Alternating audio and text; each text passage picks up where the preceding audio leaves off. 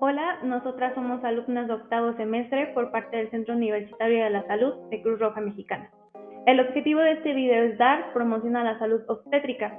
Quienes conforman el equipo son Adriana Guadalupe, Carolina Yamilex y Alma Yaquele. Los temas abordados durante el video son prevención de complicaciones durante el embarazo, complicaciones durante y después del parto, prevención del riesgo obstétrico, defectos congénitos y prematurez. Como introducción se tiene que la mayoría de los embarazos y de los partos transcurren sin complicaciones. Sin embargo, siempre van a existir riesgos potenciales. Se dice que aproximadamente el 15% de todas las mujeres embarazadas manifiestan alguna complicación potencial mortal, que requiere una atención calificada y en algunos casos una intervención obstétrica acertada para la sobrevida de la madre y del niño. La Organización Mundial de la Salud define la morbilidad obstétrica directa como el resultado de complicaciones obstétricas relacionadas con el embarazo, parto y puerperio. Tenemos la morbilidad obstétrica extrema y esta es una complicación obstétrica severa que pone en riesgo la vida de la mujer y requiere una intervención médica urgente para prevenir la muerte de la madre. Para iniciar tenemos las siguientes definiciones. Tenemos edad gestacional, que es la duración del embarazo calculada desde el primer día de la última menstruación normal hasta el nacimiento o hasta el evento gestacional en estudio. Embarazo normal es el estado fisiológico de la mujer que se inicia con la fecundación y termina con el parto y el nacimiento del producto a término. Un embarazo de riesgo es aquel en el que se tiene la certeza o la probabilidad de estados patológicos o condiciones anormales con la gestación y el parto. Y parto es el conjunto de fenómenos activos y pasivos que permiten la expulsión del producto, la placenta y sus anexos por vía vaginal. Si bien el personal de salud debe de estar íntimamente ligado tanto con guías de la práctica clínica, así como normas oficiales mexicanas, y estas nos van a ayudar para una atención oportuna, y en este caso, si hablamos de la norma 007, es para la atención de la mujer durante el embarazo, parto y puerperio y de la persona recién nacida. En esta nos hace énfasis en el control prenatal y nos dice que este es benéfico para la persona embarazada, dado que si tiene factores de riesgo modificables, pueden ser detectados y prevenidos a tiempo. Tiene un enfoque actualizado, dado que la atención prenatal propone un énfasis de la calidad de la consulta y no en su número. Y también tiene un enfoque en la atención prenatal centrada en la persona. Aquí reconoce las consultas prenatales, donde ofrece una oportunidad para el diagnóstico precoz y el tratamiento oportuno de patologías, así como la disminución de complicaciones del binomio. Apegándonos a esto, entonces, ¿qué se realiza en el control prenatal? Como primera instancia tenemos la historia clínica. Esta es de carácter obligatorio y privada.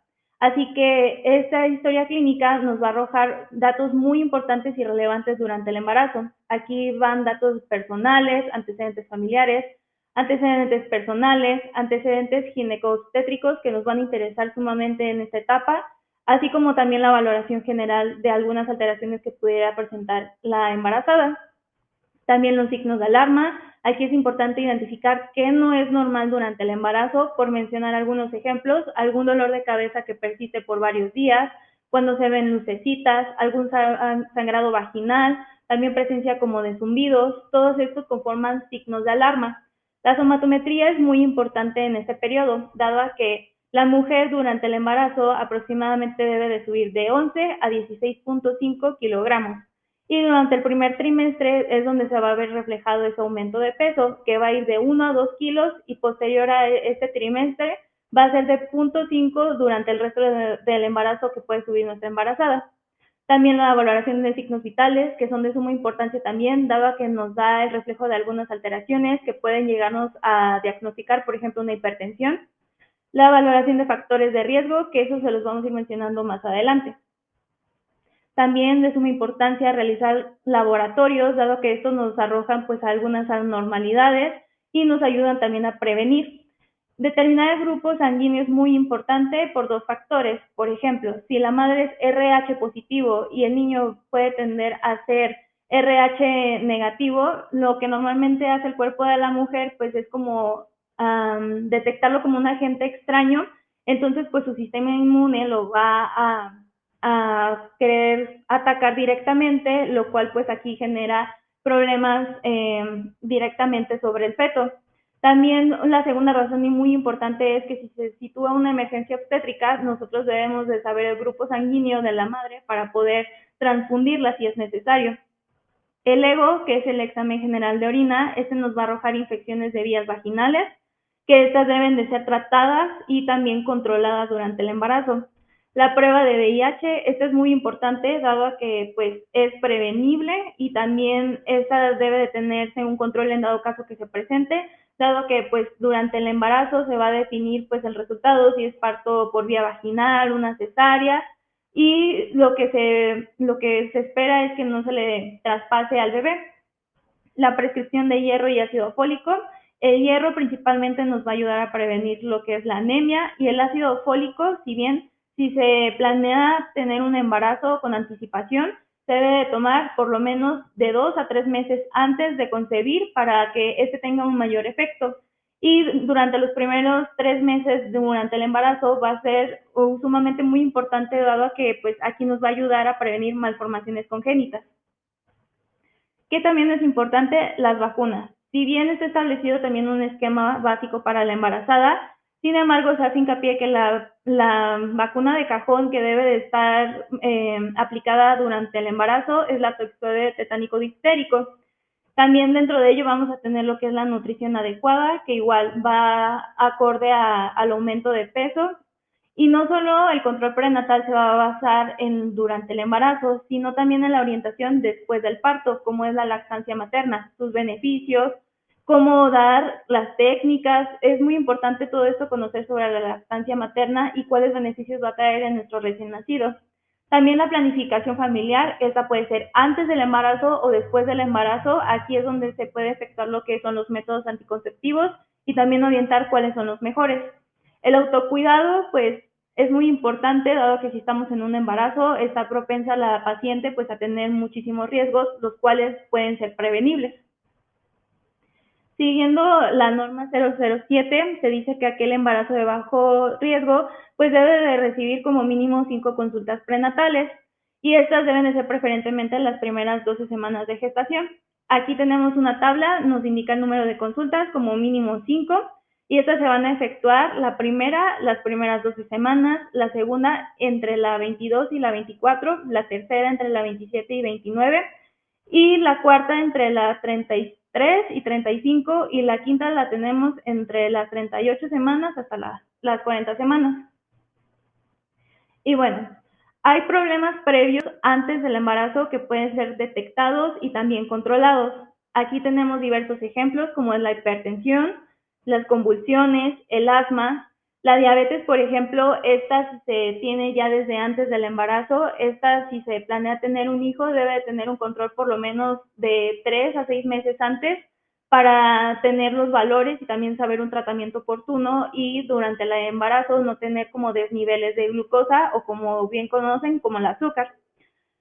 También los problemas de alimentación juegan un papel muy importante, dado a que a nivel mental las mujeres tienden a sufrir como problemas en su imagen corporal debido al aumento de peso, los cambios que se pueden presentar durante el embarazo. Sin embargo, pues esto es benéfico, dado a que pues si se tiene una alimentación correcta, pues es favorable para el parto. También seguimos haciendo hincapié en lo del VIH, la migraña. Aquí se hace énfasis en que, por ejemplo, si se tiene un signo de alarma como es la cefalea, es decir, el dolor de cabeza, pues normalmente tienden mucho las personas a automedicarse, y aquí es íntimamente muy importante hacer hincapié en que las mujeres embarazadas jamás deben de automedicarse y siempre consultar a un profesional de la salud. La obesidad y el sobrepeso también es un problema, así como otras enfermedades de transmisión sexual y enfermedades de la tiroides. ¿Y todo eso a qué nos puede conllevar? Si no son tratadas a tiempo o no son identificadas y también controladas, pues nos puede llevar a partos prematuros, alguna ruptura uterina, abortos, también la finalización del embarazo en no semanas adecuadas. Dentro de ello, pues nos va a generar muchos problemas que pueden ser pues prevenibles. Dentro de ello también tenemos los problemas de salud ya durante el embarazo, como se los mencionaba, la anemia. ¿Y esto cómo se previene? Pues consumiendo hierro, que esto también lo podemos encontrar dentro de la comida. También van a existir los problemas fetales, como puede ser muy común cuando no sienten al bebé, pues aquí normalmente la mamá se debe de acostumbrar a sentir a su bebé, cada cuánto se mueve, normalmente en una hora debe de tener al menos 10 movimientos y dentro de las semanas de gestación que van avanzando puede reducir hasta 6 movimientos, pero no es normal por un periodo prolongado pues no sentir movimientos del bebé. Ahí es cuando inmediatamente se debe de acudir a una unidad médica. Por consiguiente, también tenemos la diabetes gestacional cuando no es bien controlada o también genera una hipertensión gestacional, que este es alrededor de las 20 a 22 semanas de gestación cuando se puede presentar. Y bueno, todo esto concluye en qué se debe de evitar en el embarazo y esto va a que nos va a prevenir riesgos, principalmente disminuir la cafeína, erradicar totalmente el alcohol, evitar el consumo de drogas, también fumar, el automedicarse y el hacer mucho esfuerzo físico, dado que todo eso nos puede originar y propensar a estar más volubles a estar en una situación de riesgo. Después de haber visto las complicaciones que se dan durante el embarazo, es importante ser de las complicaciones durante el parto. Estas se pueden clasificar en dos tipos, que son las complicaciones traumáticas y las no traumáticas.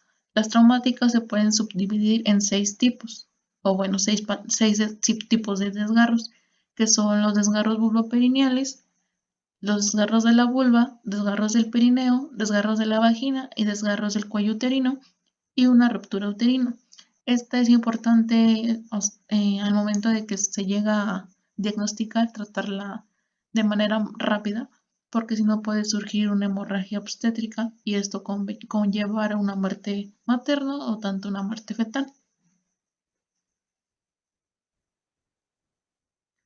Las no traumáticas es la falta de progresión, es decir, que se considera que en 2 horas participan en los elementos dinámicos y mecánicos. Esto tiene una sintomatología de un parto prolongado, una deshidratación, una fiebre favorecida por ruptura prematura de membranas y cuando el factor es mecánico al útero reacciona con una hiperdinamia. Otra es el esclavamiento a la presentación. La falta de rotación a la presentación cefálica en la excavación pelviana, no confundirlo por la falta de progresión. Es decir, que una progresión es una cosa y la excavación es otra cosa. No hay que confundirlas porque esto nos puede llegar a una complicación después del parto. Una infección ovulares, como se sabe, en las primíparas va a partir en parto va de 12 a 13 horas y ya las personas que tienen varios partos va de 7 a 8 horas. Se considera que estas infecciones ovulares son prolongadas si se exceden en las primíparas las 20 horas y en las multigestas las 15 horas.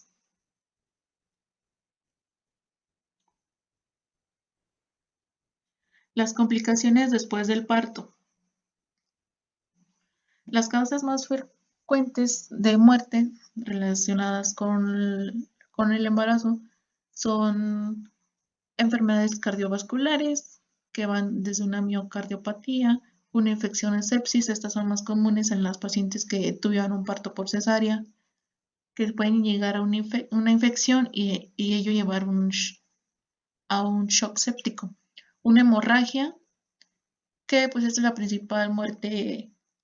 Es la principal causa de muerte materna a nivel mundial, se podría decir. Enfermedad del músculo cardíaco, obstrucción de una de las arterias pulmonares, como son las embolias.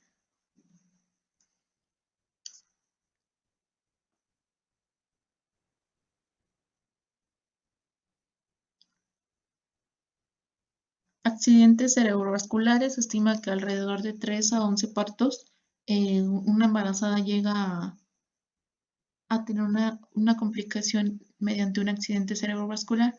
También un trastorno de la presión arterial alta en el embarazo, como la preeclampsia o en dados casos la eclampsia, en cuestión si presentan convulsiones. Se sabe que pues esta puede ocurrir en el embarazo, durante el parto y posteriormente también después del parto. Una embolia de líquido amniótico, complicaciones de anestesia, que pues es como, hay muchas muertes que se estiman por la dosis máxima de anestesia que se les colocó. Algunos síntomas y síntomas que debemos de tener muy en común para evitar una complicación postparto, ya que estas, si se llegan a diagnosticar con tiempo, pueden ser tratadas con éxito. Es necesario llamar o tener una visita a nuestro médico de cabecera o ginecólogo en este caso, si se presenta un sangrado que va más allá del llenado de una toalla sanitaria por hora, o en casos también coágulos de sangre del tamaño de un óvulo, o en este caso puede llegar a ser de un tamaño más grande, una incisión que no cicatriza, una pierna enrojecida o hinchada, una temperatura mayor a 38 grados o superior. Esto es muy importante en aquellas cuando tienen sangrado porque puede llegar a ser signos de un shock hipovolémico y un dolor de cabeza que no se mejora. Que es decir, que tienes un dolor de cabeza y no tienes, aunque te hayas tomado un paracetamol, no se te llega a quitar ese dolor. Es necesario que tengamos en cuenta estos signos porque nos pueden ayudar a prevenir alguna complicación después. En casos de que ya es una manera de urgencia, a lo que debes tener son un dolor en el pecho, obstrucción en la respiración o en dificultad para respirar. En algunos casos convulsiones, como ya se los había dicho, una eclampsia todavía sigue posterior después del embarazo. También pensamientos acerca de lastimarse a ti misma o al bebé. Esto quiere decir que mayormente estos lo manifestamos como la depresión postparto. Hay muchas mujeres que no le ponen mucha importancia a la salud psicológica, pero es de mucha importancia. Factores de riesgo para las complicaciones postparto.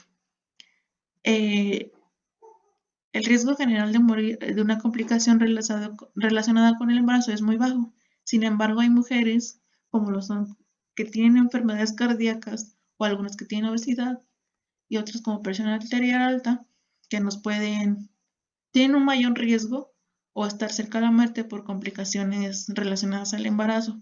Si se llega a tener un factor de riesgo, es necesario el contactar luego a un médico, explicarle que tienes una paciente que tiene obesidad. Obviamente el médico o ginecólogo va a saber que tienes obesidad, pero en ese caso de presión arterial es necesario luego recalcarlo para tener como esa alerta de una posible complicación. Como se los había mencionado, uno de las complicaciones más comunes es la hemorragia postparto, y pues esta se puede definir como aquella pérdida sanguínea mayor o igual a 500 mililitros. En casos de partos por cesárea va de un litro de sangre, y pues después del nacimiento del recién nacido se llega a presentar esta pérdida. Puede ser una amenaza a la vida de la mujer.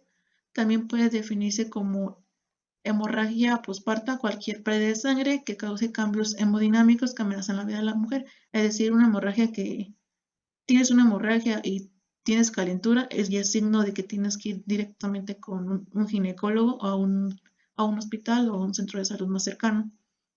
Las hemorragias postparto pues se dividen en dos. Una es la temprana, que va las primeras 24 horas después del parto.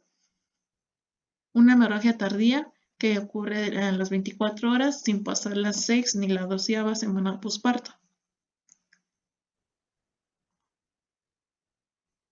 Los factores de riesgo, los principales factores de riesgo para tener una hemorragia postparto son los vinculados a la paridad, como si eres mamá primeriza y si tienes muchos hijos.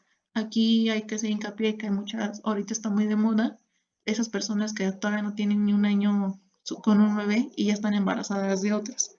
Aquí es suma importancia darle como aquel tiempo de regeneración al útero, porque esto, si no se le da un adecuado tiempo de regeneración, se puede llegar a complicar una amenaza de aborto, en ese caso ya un aborto. Situaciones que destienden el útero, que puede ser una macrosomía, fetal. También aquí entran las distocias, si el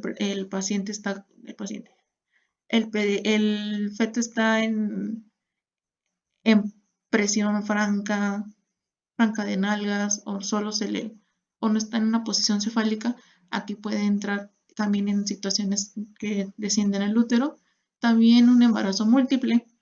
Como se sabe, pues los embarazos múltiples son muy de alto riesgo y son más propensos a tener una hemorragia postparto. La expulsión tardía de la placenta, que va después de los 18 minutos. Las infecciones como la amniotitis y hay algunas malas prácticas de atención del parto y protección del perine.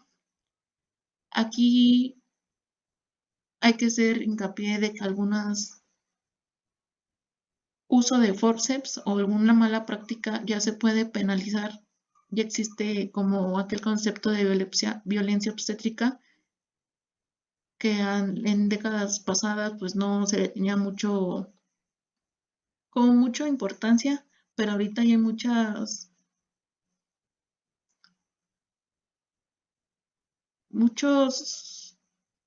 asociaciones que te pueden defender si si te hicieron ese caso una violencia obstétrica, o si en estos casos a las embarazadas que a veces las tienen que rotar para que pueda salir mayor facilidad el bebé. Las complicaciones o las consecuencias más severas de la hemorragia posparto incluyen pues la muerte maternal, un shock hipovolémico, una coagulación intravascular diseminada, falla renal y hepática, síndrome de distrés respiratorio del adulto. Otras complicaciones que pueden ser o que puedes presentar después de que te haya pasado un evento como una hemorragia obstétrica es una enfermedad que se llama anemia, que pues sabemos es la baja de leucocitos. ¿Cuáles son las intervenciones más efectivas para el manejo de la hemorragia postparto?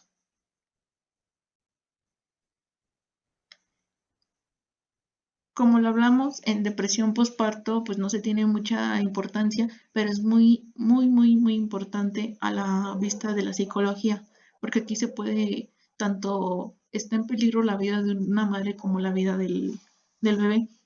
Su incidencia abarca de las 56% de las mujeres embarazadas llegan a presentar este tipo de depresión.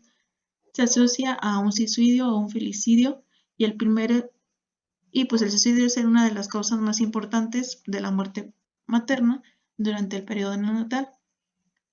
Este tipo de depresión se presenta los primeros 4 meses tras el nacimiento de su bebé. Algunos de los síntomas es un estado emocional triste, altos niveles de cansancio, trastornos del sueño.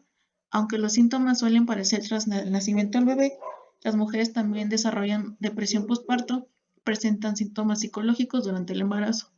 Hay muchas mujeres que confunden el miedo a hacerla como su primer bebé a la depresión postparto.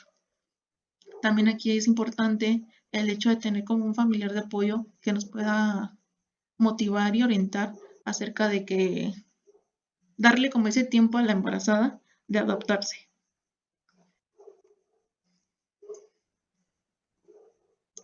Prevención psicosocial y promoción de la salud.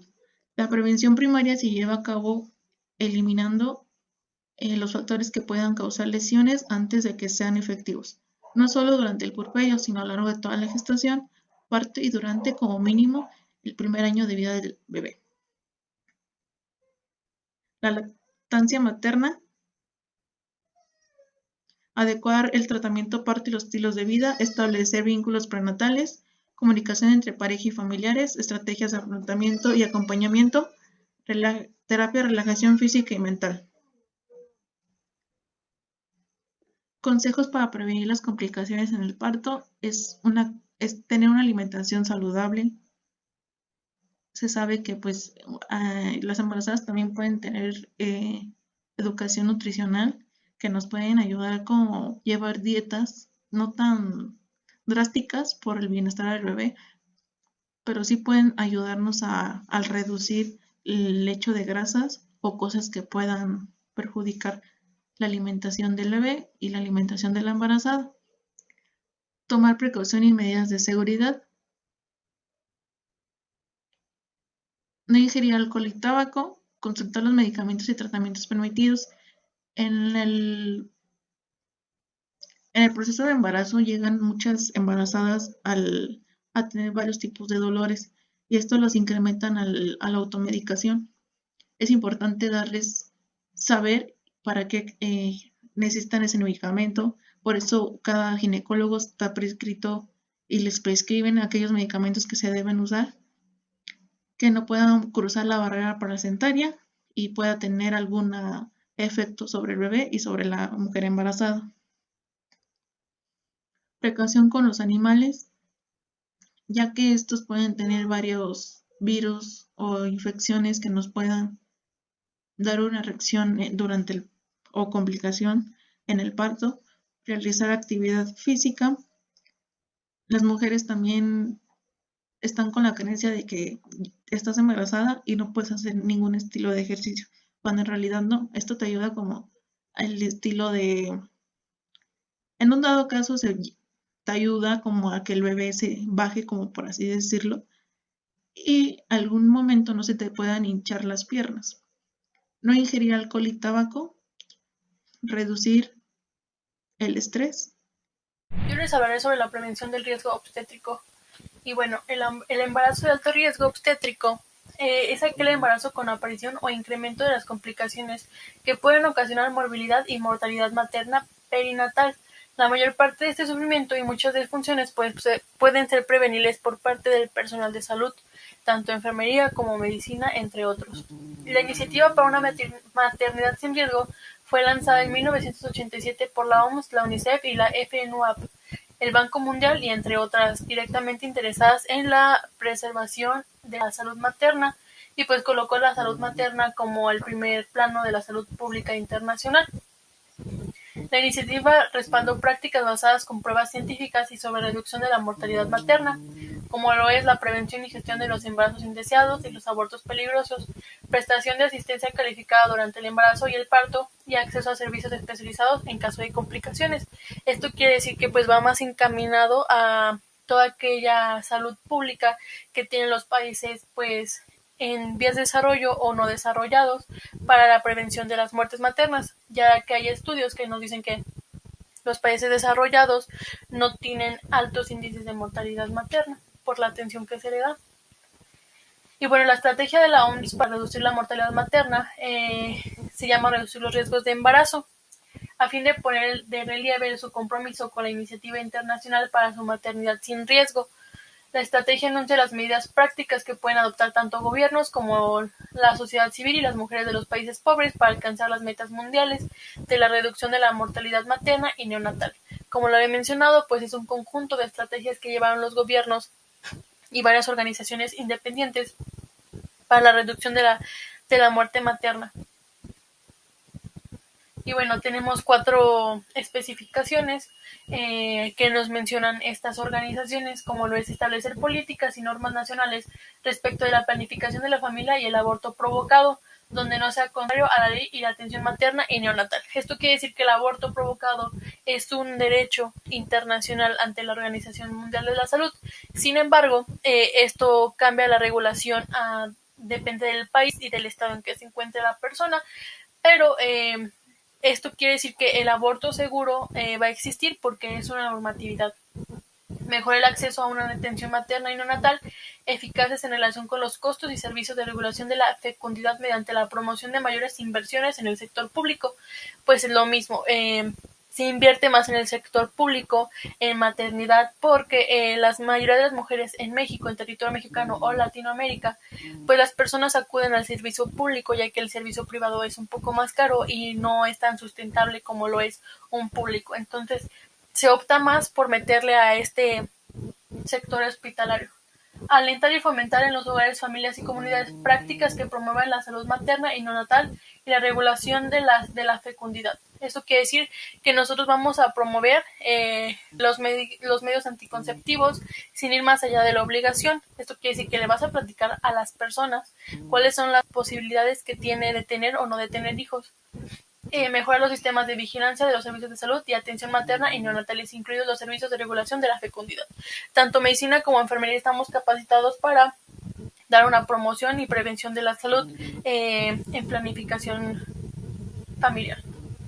Y bueno, aquí tenemos un cuadro que nos habla de las principales causas e intervenciones o prevenciones que tenemos como personal de salud, como lo puede ser la hemorragia puerperal, y pues es todo aquel tratamiento durante la anemia para prevenir precisamente una hemorragia puerperal, y todo será con profesionales de la salud altamente calificados.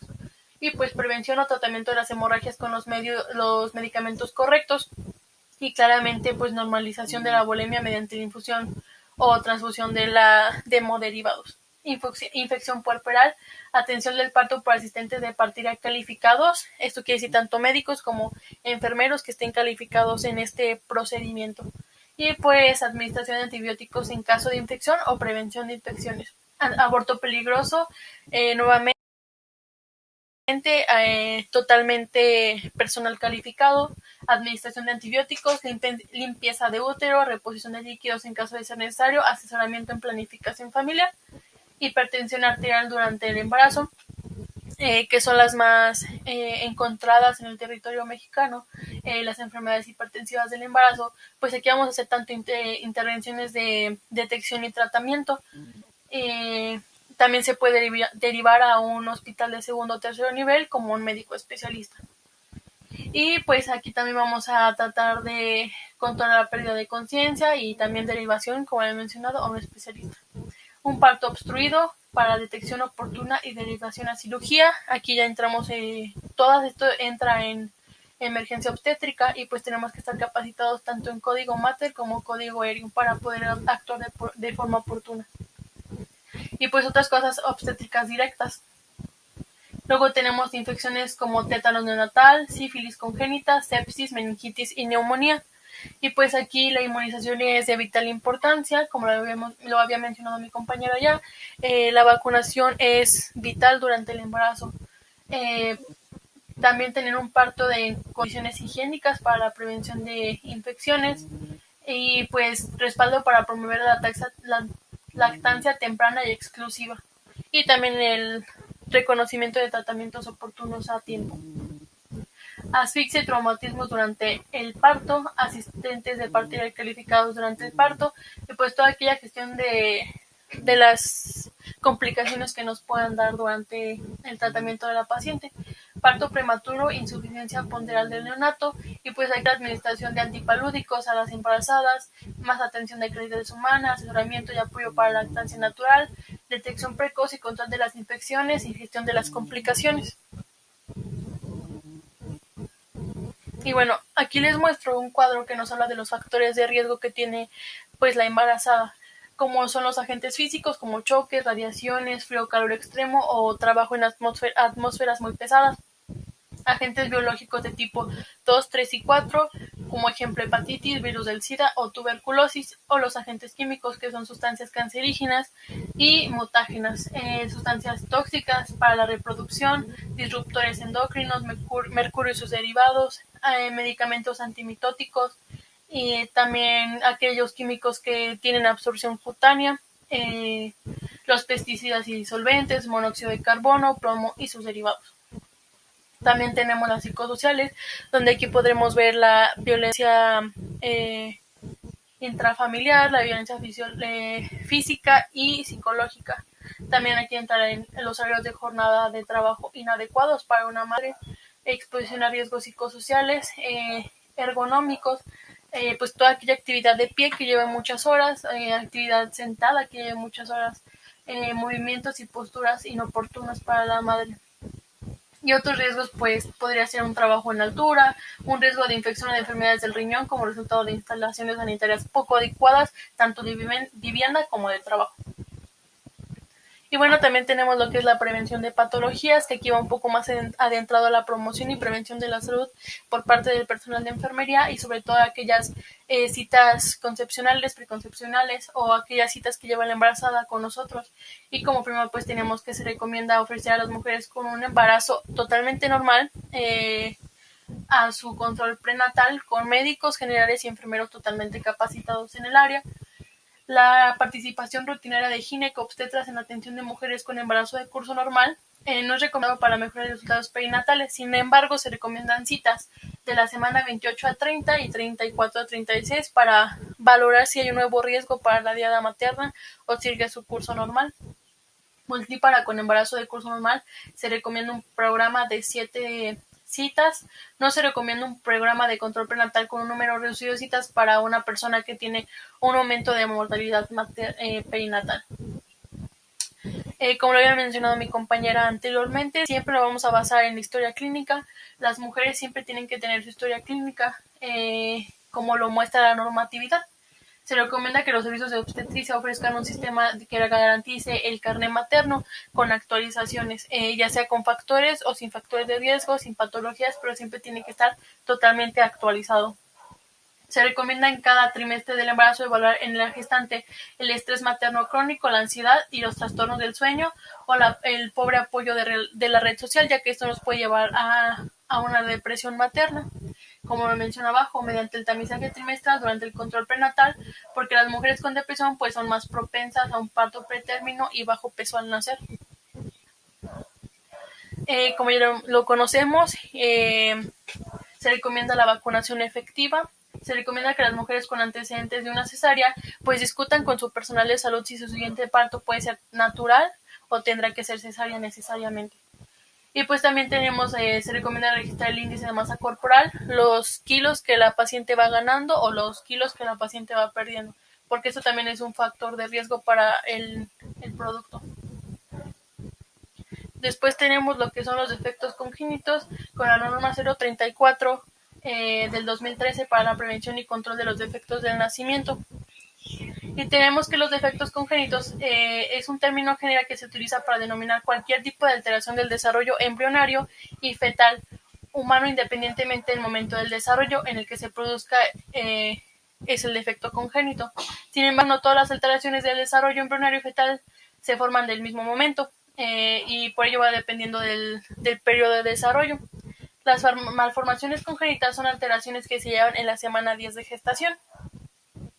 Y bueno, aquí tenemos cuáles son los tipos, las malformaciones, deformaciones, disrupciones y displasias. Y bueno, tenemos dos tipos de presentación clínica.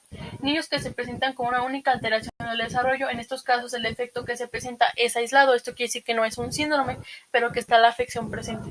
Niños que presentan DC afectado a diferentes órganos y sistemas, que esto pues ya es considerado un síndrome, que dañan a uno o más órganos o sistemas.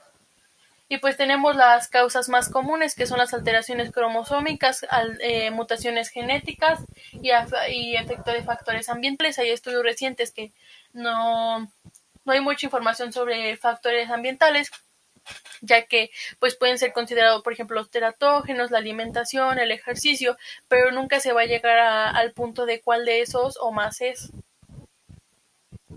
Y pues tenemos los defectos más comunes, como son el sistema nervioso central, gastrointestinales, cardiovasculares, cromosomopatías y defectos de la pared abdominal. Y aquí tenemos un poco más de prevención y cómo se lleva a cabo todo este pues criterio de enfermería hacia a la diada materna. Por ejemplo, la planificación familiar, detección y asesoramiento de pregestacionales, optimizar la alimentación de las mujeres antes y durante el curso del embarazo, pruebas sistémicas de detección antenatal, por ejemplo, del factor RH, sífilis o aquellos productos que pueden tener un riesgo de enfermedades como síndrome de Down, un diagnóstico prenatal como una ecografía, una amniocentesis o una biopsia corneal, o aquella terapia fetal para la sífilis, para la anemia fetal mediante transfusión intrauterina. También tenemos exámenes del recién nacido, pruebas sistémicas de detección neonatal como hipotiroidismo congénito, fibrosis quística o otras patologías, un tratamiento médico que necesite el producto como lo es la de ictericia neonatal, atención y tratamiento para los problemas hematológicos o alguna cirugía que el producto necesite de forma inmediata al nacimiento, como son defectos cardíacos congénitos sencillos, un labio leporino o un pie valgo. Aquí tenemos un poco más.